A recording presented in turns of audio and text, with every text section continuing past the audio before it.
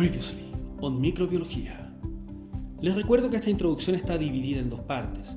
En la primera hablamos de la importancia de la microbiología médica, algo de historia y hablamos sobre todo de bacterias.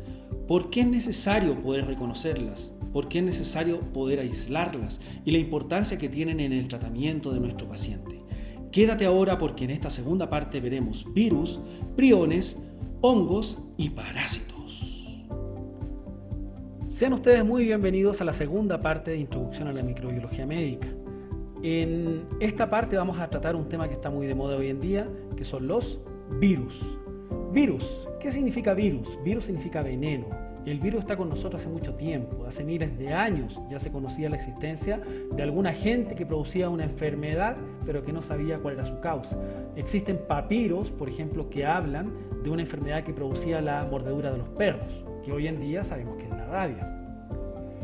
Dentro de la historia, para poder resumir un poco, porque ustedes saben que hay mucha gente involucrada en la historia de la virología médica, que es lo que se conoce en la rama de la microbiología que estudia los virus, hay dos personajes que son muy importantes dentro de muchos que se van a nombrar después en unas clases que sean exclusivamente de virología médica.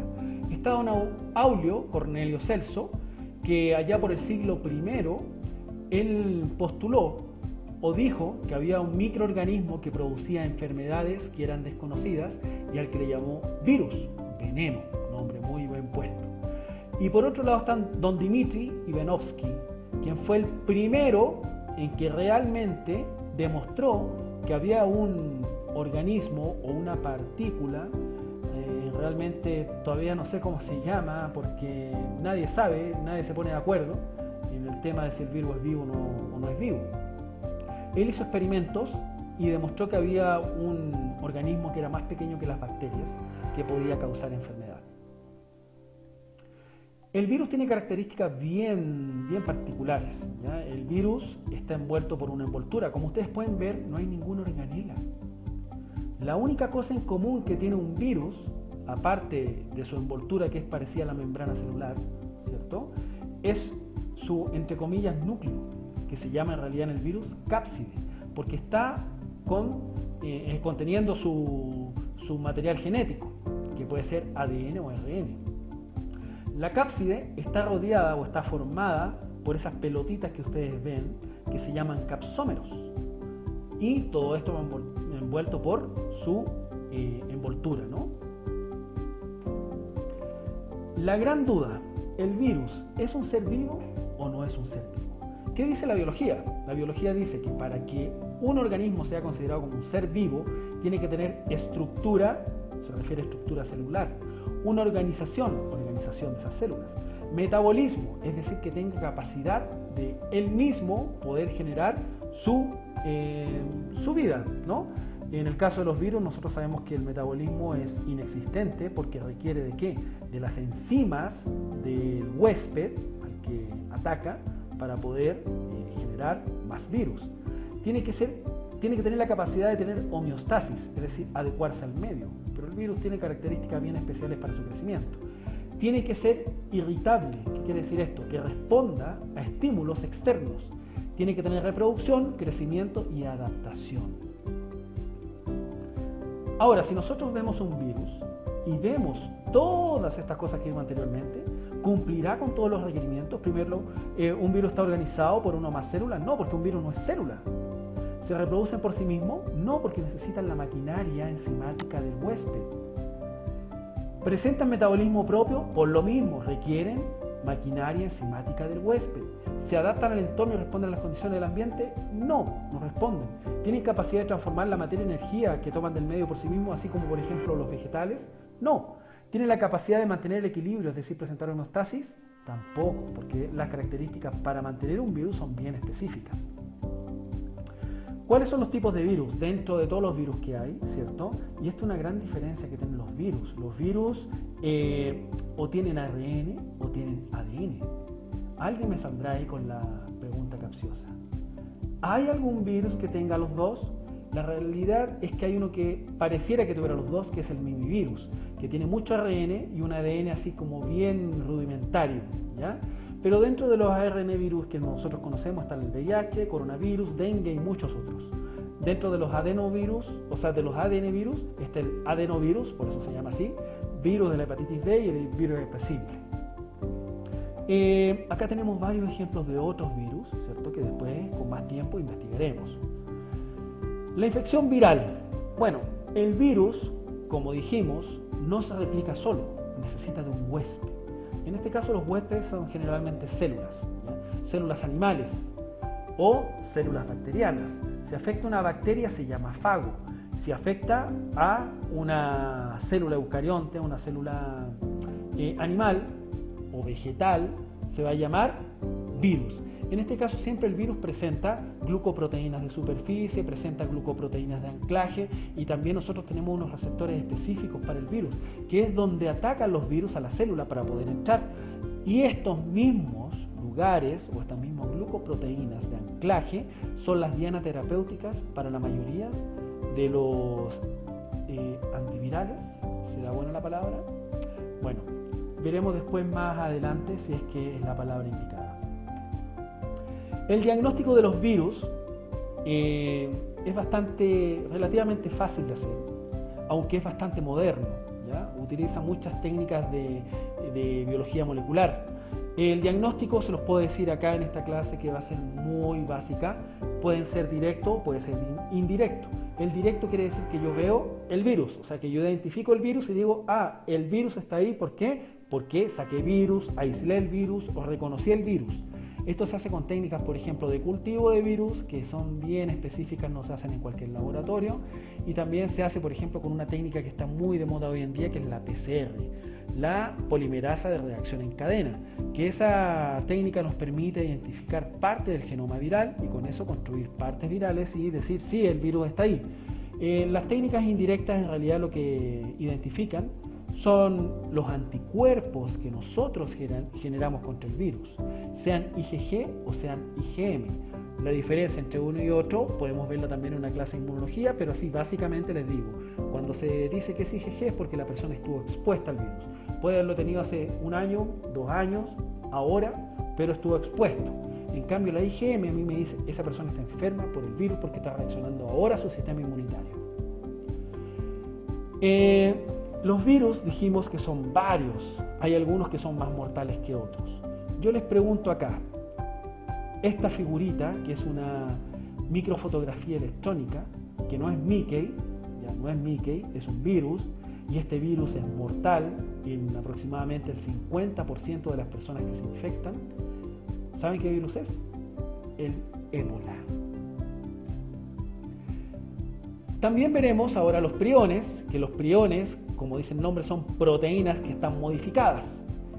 Yo tengo una proteína normal, PRPC, ¿ya? Que es una proteína que generalmente se encuentra a nivel neuronal, pero a veces se puede modificar. La causa exacta de por qué se provocan estas modificaciones no se sabe, pero lo que sí se sabe es que esta es una proteína que no es un organismo vivo, es un agente infeccioso, sí, pero proteico, ¿ya? Esta PRPC que nosotros tenemos normalmente se puede modificar y cambiar su estructura proteica, acá lo vemos, a hojas de tipo plegada beta. Recordemos que dentro de las estructuras proteínicas, o mejor dicho, dentro de la estructuración de las proteínas tenemos proteínas primarias, secundarias, terciarias, cuaternarias. La hoja plegada beta es un tipo de estructura proteica secundaria. Se ve afectada y esto provoca modificaciones a nivel fisiológico y provoca también la enfermedad en el ser humano. Sabemos también que el prión es una estructura bastante compleja. Siendo tan simple, es muy compleja. Puede provocar enfermedades mortales en general. Para los priones no existe cura. El prión afecta en forma degenerativa al cerebro y provoca enfermedades. ¿Cuáles son las dos más conocidas? La enfermedad de Kuru, que se daba principalmente en gente de Nueva Guinea, y la enfermedad de Creutzfeldt-Jacobs. ¿Ya? La enfermedad del Kuru se daba principalmente ¿por qué? Porque la gente tenía la costumbre en Nueva Guinea es una, ¿cómo se llama?, una tribu específica de Nueva Guinea, que se comían a sus seres queridos que habían muerto, porque según ellos tenían la creencia que se quedaba parte del espíritu de esa persona con ellos. Entonces, ellos se comían todo el cuerpo de la persona querida, y generalmente los que se llevaban la mejor parte eran los hombres, porque eran los que cazaban y que necesitaban más energía. Y dejaban la parte más, se puede decir, mala para los niños y las mujeres, en este caso hígado, cerebro, vísceras. El cerebro ya venía con estas proteínas que venían modificadas, con estas proteínas infecciosas, infectaban a estos niños y les provocaban la enfermedad. Así que por eso, en el caso del Kuru, era generalmente una enfermedad de niños y de mujeres. En cambio, la enfermedad de Creutzfeldt-Jakob es una enfermedad de adultos que afecta principalmente a adultos mayores de 60 años. Es una enfermedad, como les dije, que lamentablemente no tiene cura y es de avance rápido. Si se hace el diagnóstico, que generalmente es clínico, es muy difícil hacer otro tipo de diagnóstico, hasta ahora no existe un método que me diga, no, si tiene esto o no tiene esto. Se hace de forma clínica. La mejor forma es a través de la biopsia, que nosotros podemos ver acá una biopsia de cerebro, y por eso se llama encefalopatía espongiforme. ¿Por qué? Porque tiene como espacios dentro del cerebro, lo que forma como si fuera una esponja. Por eso es el nombre espongiforme. Como les dije, no tiene cura y el diagnóstico puede ser ya por una biopsia o post-mortem, o bien a través de la resonancia nuclear magnética. En tercer lugar, vamos a ver la micología médica. La micología médica, que mucha gente les llama hongos, no me gusta llamarles hongos porque hongo es como decir, vales hongos, o sea que no vales nada, pero en realidad el hongo, la micología médica, ¿cierto?, estudia los hongos, sí, estudia los hongos que producen enfermedades en el ser humano. Dentro de los agentes micóticos que provocan enfermedad son muy pocos, son súper pocos, por eso los hongos más bien son benéficos para la humanidad, nos ayudan en mucho. Les apuesto que muchos de ustedes consumen cosas que tienen hongo y no tenían idea. Por ejemplo, la cerveza.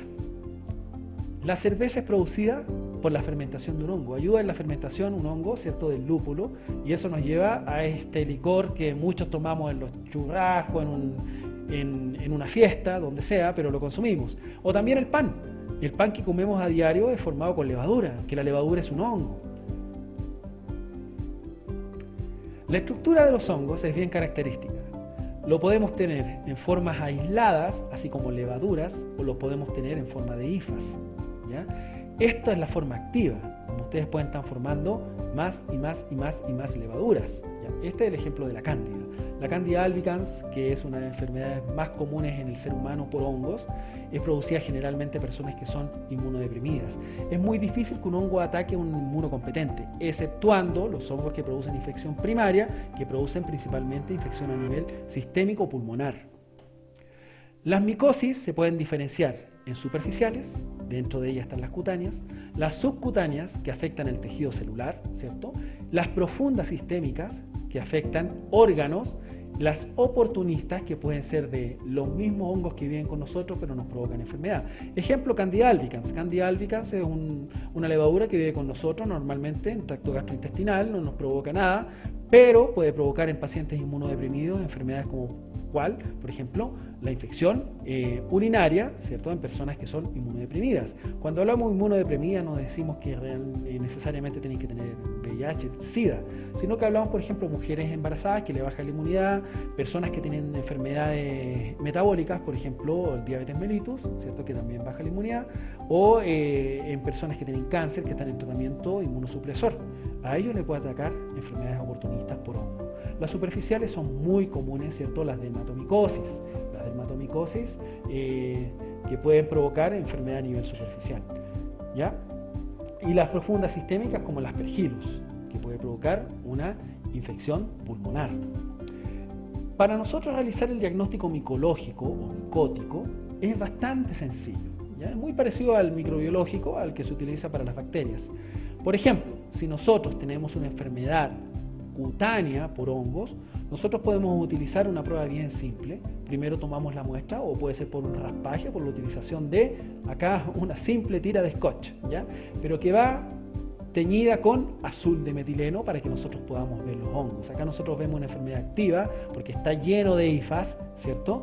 Teñidas con azul de metileno y se ve clarito. O sea, muy difícil que un clínico se equivoque con el diagnóstico de un hongo.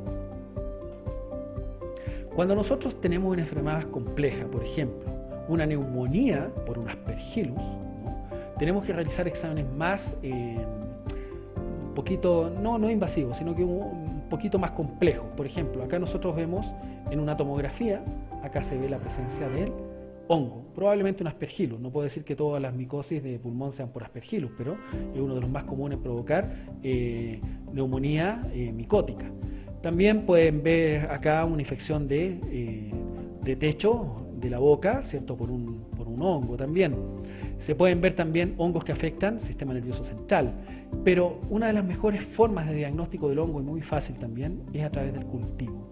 Lo bueno es que el cultivo nosotros, hasta por la pura colonia de hongo, podemos saber qué tipo de hongo es.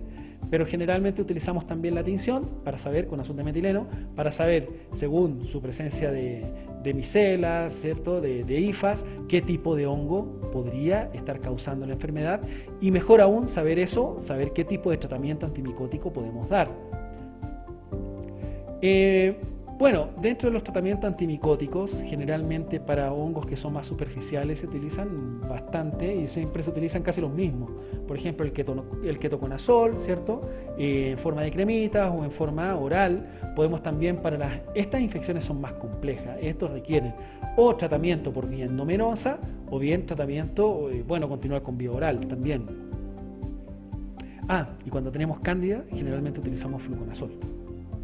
El próximo tema no es acerca de los aliens, no es acerca de los monstruos, aunque esto podría considerarse un monstruo, ¿no? Es acerca de los parásitos. ¿Por qué puse esta imagen? Esta es una imagen súper agrandada, ¿saben de qué? De una Taenia solium. ¿Por qué sé que es una Taenia solium y no una Taenia saginata? Por algo bien simple, porque además de tener estas estructuras que sirven para succión, ¿cierto? Tienen una especie de dientes, como pueden ver acá. Esto caracteriza la Taenia solium. Eso se lo dejo como adelanto, ¿ya?